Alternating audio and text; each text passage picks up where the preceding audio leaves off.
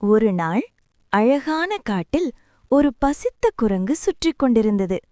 அப்போது ஆற்றங்கரையோரம் இருக்கும் ஒரு உயரமான மரத்தில் நிறைய சுவையான வாழைப்பழங்கள் தொங்கிக் கொண்டிருந்ததை பார்த்தது. குரங்கு மகிழ்ச்சியுடன் மரத்தில் ஏறி வயிறு நிறைய வாழைப்பழங்களை சாப்பிட்டது. சாப்பிட்ட பிறகு அதற்கு தாகம் வந்தது. அது ஆற்றை நோக்கி வந்தது. அங்கே ஒரு முதலை ஓய்வெடுத்துக் கொண்டிருந்தது. முதலை சிரித்தபடி சொன்னது, குரங்கே, என் முதுகில் ஏறு, அக்கரையில் இன்னும் சுவையான பழங்கள் இருக்கின்றன. ஆனால் குரங்கு மிகவும் புத்திசாலி. அது சிரித்தபடி சொன்னது, நண்பா, நான் என் இதயத்தை மரத்தில் விட்டுவிட்டேன். முதலில் அதை எடுத்துக்கொண்டு வருகிறேன். முதலை சம்மதித்தது.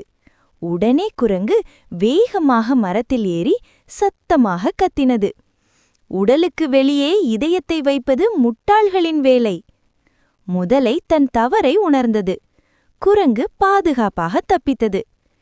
நீதிக்கதை: பலம் விட புத்தி மேல்.